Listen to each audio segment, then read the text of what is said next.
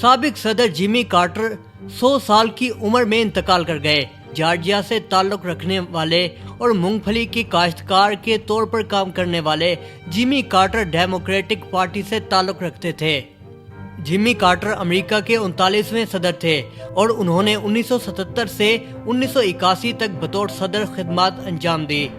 جب Jamie Carter نے صدارت سنبھالی اس وقت امریکہ کو کافی مشکلات کا سامنا تھا، جن میں سب سے بڑا مسئلہ معیشت کی خرابی کا تھا، جبکہ دوسری جانب ایران ہوسٹیج کرائسس کے نام سے مشہور ایک بڑے سفارتی بحران کے دوران جیمی کارٹر نے 50 سے زیادہ امریکی یرغمالیوں کو بازیاب کروانے کی بھرپور کوشش کی اور مصر اور اسرائیل کے درمیان ثالثی کرتے ہوئے امن بھی قائم کیا۔ جیمی کارٹر کو انسانیت کے لیے خدمت انجام دینے پر 2002 میں امن کے نوبل انعام سے بھی نوازا گیا۔ امریکی حکومت کی جانب سے سابق صدر جیمی کارٹر کی سرکاری اعزاز کے ساتھ تدفین کا اعلان کیا ہے۔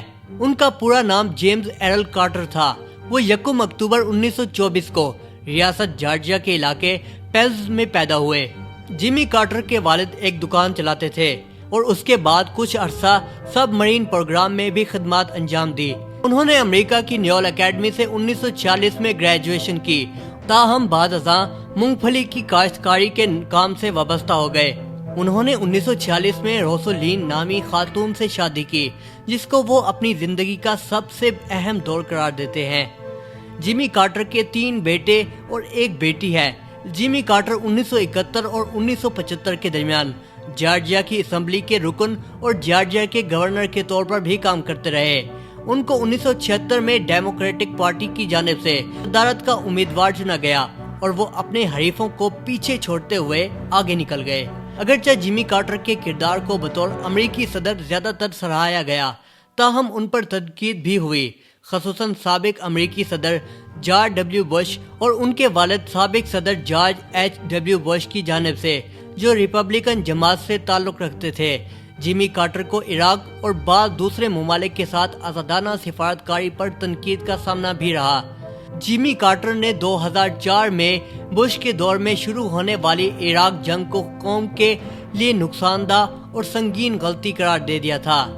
انہوں نے جارج ڈبلیو بش کے دور کو تاریخ کی بدترین انتظامیہ اور نائب صدر ڈک چینی کو ملک کے لیے بحران اور تباہی قرار دیا۔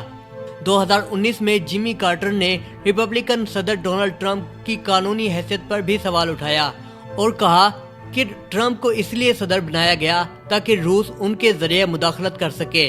اس کے جواب میں ڈونلڈ ٹرمپ نے جیمی کارٹر کو ایک خوفناک صدر قرار دے دیا۔ جیمی کارٹر نے کمیونسٹ ملک شمالی کوریا کے دورے بھی کیے اور 1994 میں ہونے والے دورے کے نتیجے میں اس نے جوہری پروگرام روکا اور ایک معاہدہ کیا گیا، جس کے تحت شمالی کوریا نے امداد کے بدلے میں اپنے جوہری پلانٹ کو پروسیس نہ کرنے کا وعدہ کیا۔